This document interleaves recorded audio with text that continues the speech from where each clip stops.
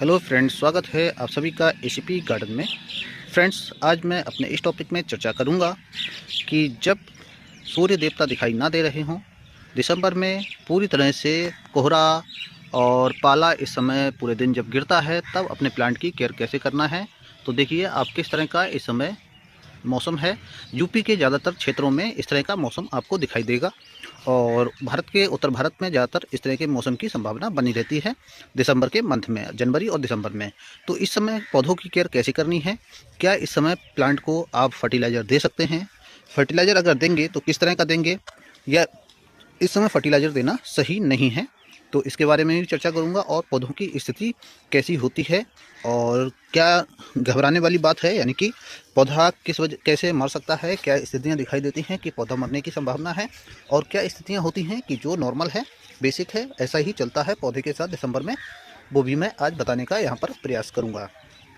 देख सकते हैं ये जो है बोगनविलिया का प्लांट कितने अच्छे से इस समय सरवाइव कर रहा है और इस समय आपको नए फ्लावर भी इसमें दिखाई दे रहे होंगे। तो आप देख सकते हैं बोगनविलिया मेरा ठीक चल रहा है। अब मैं आपको दिखाता हूँ एक माल्टा का प्लांट, माल्टा में क्या स्थिति चल रही है, यानी कि नींबू वर्गीय प्लांट में क्या स्थिति है। ये है एक वियतनाम माल्टा का प्लांट, इसकी जो लीव्स हैं वो येलो हो रही है। तो येलो होने का मेन कारण क्या हम इसमें माने कि ये फर्टिलाइज़र की कमी है, तो ऐसा नहीं है, ये फर्टिलाइज़र की कमी नहीं है। ये जो है इस समय डोरमेंसी का समय है और इस समय जो सिट्रस प्लांट होते हैं, यानी कि नींबू वर्गीय जितने भी पौधे हैं, उन पौधों में आपको जो है इस तरह की समस्या देखने को मिलेगी। यहाँ पर पत्ते इसके पीले होंगे और जैसे ही बाहर का मौसम आएगा दोबारा से इसमें ग्रोथ होगी और कहीं पर भी कोई समस्या आपको इस पौधे में भी दिखाई नहीं दे रही है।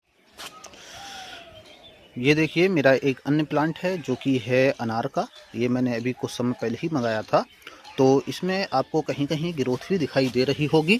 बेसिकली ये ग्रोथ नॉर्मल है, इससे जो है अभी ज़्यादा उम्मीद नहीं की जा सकती है कि इसमें कोई अच्छी ग्रोथ हो, लेकिन ये फिलहाल अभी ग्रोथ कर रहा है और ये भी डोरमेंसी की ओर जा चुका है। पत्तों पे आप देख सकते हैं कैसी काली छाई हुई है और हो सकता है ये पत्ते भी येलो होकर गिर जाएं। देखिए आप कुछ इस तरह से पत्ते जो हैं इसके भी येलो होकर गिरेंगे, क्योंकि इस समय जो है पाला बड़ा ही भयंकर रूप में पड़ रहा है। आप देख सकते हैं, मैं शायद आपको दिखा सकूँ, यहाँ पर छोटी छोटी बूंदें भी आपको दिखाई देंगी।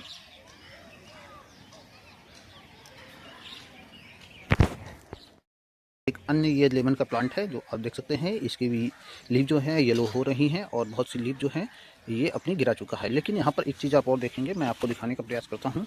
देखिए यहाँ पर जो है इसमें फ्लावरिंग आना स्टार्ट हो चुकी है, यानी कि इससे तात्पर्य ये हुआ कि दिसंबर से जनवरी फरवरी तक ये जो है फ्लावरिंग करेगा। तो अगर आप लोगों ने इसको फर्टिलाइज़र नहीं दिया है, यानी कि अपने सिट्रस के जो प्लांट हैं उनको फर्टिलाइज़र नहीं दिया है, तो आप लोग इस समय फर्टिलाइज़र दे सकते हैं। तो आपको किस तरह का फर्टिलाइज़र देना है पहले मैं आपको ये बता देता हूँ। देखिए आप जो है सिट्रस प्लांट जितने भी हैं उनको आप फर्टिलाइज़र दीजिए और उसमें काऊ डंग, इसके अलावा आप जो है नीम की खल और जो है सरसों की खल इस समय आप सॉलिड, यानी कि जो ठोस पदार्थ है सॉलिड है उसको आपको नहीं देना है। आप अगर देना चाहते हैं लिक्विड दीजिए, लेकिन लिक्विड भी आपको जब देना है जब आपके एरिया में धूप निकलना स्टार्ट हो जाए या प्रारंभ हो जाए, तभी आपको लिक्विड देना है, अन्यथा नहीं देना है। इसके बाद आपको देना है इसमें 1 चम्मच जो है पोटास दे सकते हैं, लेकिन आपको अपने पॉट का साइज़ देखना पड़ेगा। अगर आपका पॉट जो है 15 से 16 इंच का है तभी आप 1 चम्मच पोटास दीजिए, अन्यथा आप आधा चम्मच पोटास दे सकते हैं। पोटास आप चाहें तो ऑर्गेनिक ले लें, ऑर्गेनिक अगर नहीं लेना चाहते हैं तो आप जो है उसके लिए आप ले सकते हैं जो MOP आता है, यानी कि म्यूरेट ऑफ पोटास, उसको भी ले सकते हैं। आधा चम्मच वो लीजिए, क्योंकि पोटास से जो है आपके प्लांट में फ्लावर अच्छे आएंगे। और 1 चम्मच आप ले सकते हैं इसमें बोन मील। तो इस तरह का एक मिक्सचर तैयार कीजिए और अपने प्लांट में दीजिए, देना है आपको। तो इस तरह से जो है आप अपने प्लांट में इससे ज़्यादा कोई भी फर्टिलाइज़र आप लोग इस समय नहीं देना है आप लोगों को। और अगर कुछ ऐड करना है तो आप जो है कर सकते हैं आयरन, यानी कि आयरन डस्ट कर सकते हैं। मैं आपको फर्टिलाइज़र देकर दिखाऊंगा जल्दी ही इसके लिए, तो वो आप देख सकते हैं। चलिए मैं एक अन्य प्लांट दिखाता हूँ जिसकी स्थिति काफ़ी गंभीर है और मुझे लगता है कि बचने की संभावना कम है। देखिए ये जो है आप देख रहे हैं नीम के प्लांट हैं। नीम के प्लांट जो हैं पौधे में अपने आप ही उगाए थे। तो आप यहाँ पर देख सकते हैं ये नीम जो है, आप एक नीम का देख सकते हैं काफ़ी स्थिति गंभीर हो चुकी है, इसने सभी लीव्स अपने गिरा दिए हैं और शायद ये डेड भी हो सकता है या चल भी सकता है। लेकिन दूसरा आप देख सकते हैं, दूसरा अभी भी इसमें लीव्स बनी हुई हैं। ऐसा क्यों है?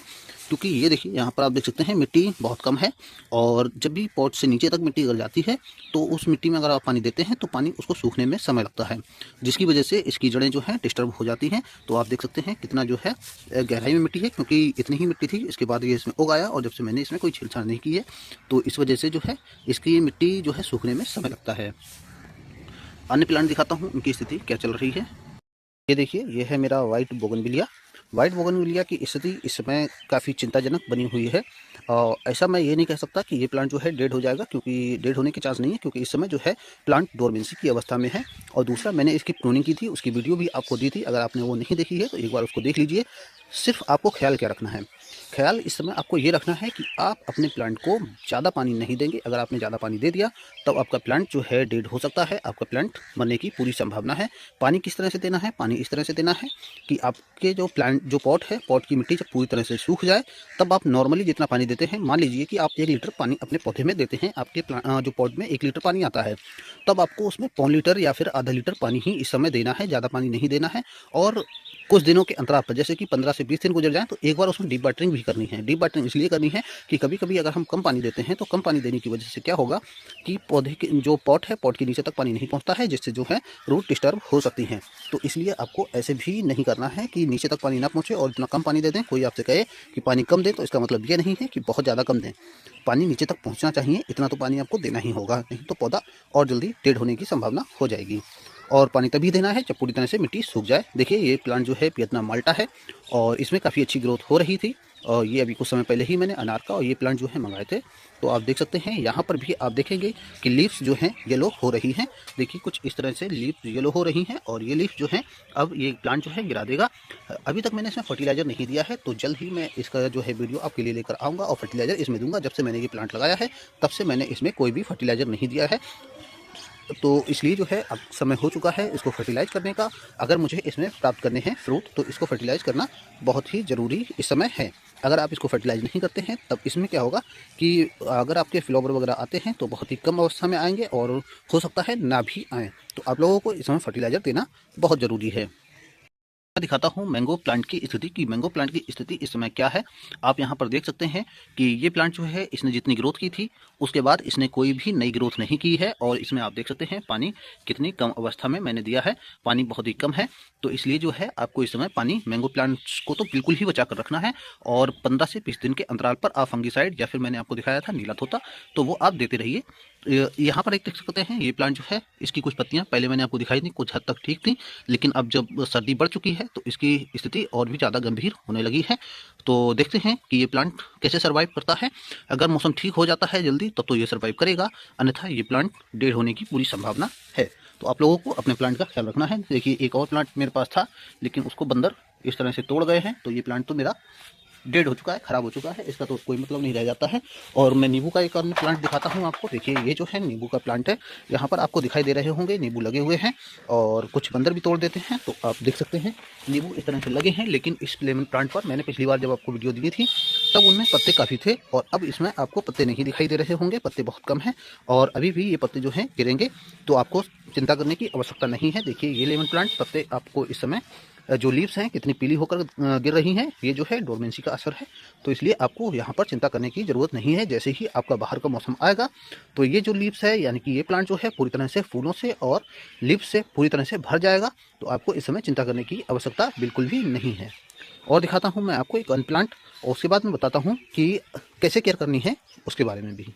ये प्लांट जो है एक अन्य बोगनविलिया का प्लांट है और ये बोगनविलिया का प्लांट भी कुछ इस तरह से पूरी जो है दयनीय स्थिति में आ चुका है। तो आपको इस समय करना क्या है कि आपका जो भी प्लांट हो उसमें आप फंगिसाइड का नियमित उपयोग करते रहें। फंगिसाइड का नियमित उपयोग करने से क्या होगा कि आपके प्लांट में कोई भी समस्या देखने को नहीं मिलेगी। अगर कोई फंगस वगैरह होगा वो भी ख़त्म हो जाएगा और जो डाईबैक की समस्याएं आती हैं वो भी आपको देखने को नहीं मिलेंगी। मैं दिखाता हूँ डाईबैक की समस्या किस तरह से आती है, आप उसको एक बार देख लीजिए, फिर बताता हूँ मैं क्या करना है। ये प्लांट जो है रात की रानी का प्लांट है, इसमें डाईबैक आपको दिखाई दे रहा होगा। देखिए, ये जो टहनी है ये सूख रही है धीरे धीरे, कुछ इस तरह से आप देख सकते हैं ये टहनी सूख रही है। तो क्या करना है, इसको काट देना है, लेकिन अभी नहीं काटना है। अभी मौसम का हम सही होने का इंतजार करेंगे, यानी धूप निकलने का इंतजार करेंगे। उसके बाद जहाँ तक ये सूख जाएगी वहाँ तक हम इसको काट देंगे और इसके जड़ में भी फंगिसाइड देंगे और इसके ऊपर भी फंगिसाइड का छिड़काव करेंगे। यदि हम इसको काट देते हैं और फंगिसाइड नहीं छिड़काव करते हैं तब भी प्रॉब्लम होने की संभावना है और भी पौधा डाइवैक करेगा। तो इस समय जो है पौधे कुछ इस तरह से मरते हैं, तो फंगिसाइड आपको इस समय रख लेना है। यदि आप कोई देसी नुस्खा अपनाना चाहते हैं तो ऐसी समस्या होने से पहले ही उसको आजमाइए। जैसे कि हल्दी पाउडर या सिनेमन पाउडर जो है आप दे सकते हैं, दालचीनी पाउडर। तो वो कब देनी है? जब ये समस्या आपके प्लांट में ना हो, यानी कि प्लांट स्वस्थ हो, तो आप जो है 15-15, 20-20 दिन के अंतराल पर आप उन चीज़ों का उपयोग कर सकते हैं। लेकिन जब ये समस्याएं उत्पन्न हो जाती हैं तब आपको फंगिसाइड का ही सहारा लेना होगा। तो अब बात आती है क्या अन्य अन्य खाद भी हम दे सकते हैं, जैसे कि सरसों की खल। ठीक है, सरसों की खल का लिक्विड फर्टिलाइजर हम दे सकते हैं। देखिए, सरसों की खल का लिक्विड फर्टिलाइजर आपको तभी देना है जब आपके क्षेत्र में धूप निकल रही हो। धूप निकलती होगी तब आप सरसों की खल का फर्टिलाइजर दे सकते हैं। अन्यथा आप सरसों की खल है वो आप जो है ना तो लिक्विड में दे सकते हैं, ना ही ठोस पदार्थ यानी कि सॉलिड में दे सकते हैं। तो आपको ना ही लिक्विड देना है ना ही सॉलिड देना है। और सरसों की खल को एक बनाने का तरीका मैं आपको दिखाऊंगा, वो तरीका आप देख लेना। आपके जो नींबू वर्गीय पौधे हैं उनमें बहुत कारगर सिद्ध होगा। वो तरीका आपको जो फल है उसको लाने के लिए भी बहुत अच्छे से कारगर सिद्ध होगा। फ्लावर फल जो है काफ़ी अच्छे से उससे आएंगे, वो तरीका मैं आपको बताऊँगा। तो मैं जल्द ही उसकी वीडियो भी आपके लिए लेकर आऊँगा। तो इस तरह से आप जो है किसी भी तरह से जो सरसों की खल है वो इस समय नहीं देनी है। आपके क्षेत्र में जब आपके एरिया में धूप अच्छी निकले तभी आपको जो है सरसों की खल देनी है। दूसरा आप ये समझ लीजिए, इस समय आप किसी भी चीज़ का अनावश्यक छिड़काव ना करें। जैसे कि आप देख सकते हैं, अगर मैं बात करूं तो ह्यूमिक एसिड है या फिर एप्सम सॉल्ट है। इस समय आपको ज़्यादा फर्टिलाइज़र पर फोकस नहीं करना है, आपके प्लांट में समस्याएं उत्पन्न हो सकती हैं। सिर्फ सिट्रस प्लांट पर ही आप ऐसा कर सकते हैं, क्योंकि सिट्रस प्लांट जो है उस पर भी ज़्यादा फर्टिलाइज़र नहीं देना है। मैक्सिमम अगर फर्टिलाइज़र हो जाएगा तब क्या होगा कि इस समय पौधा डोरमेंसी में है, कोई भी नई कलियाँ, कोई भी नई ग्रोथ नहीं हो रही है। तो पौधा भोजन लेगा किसके लिए?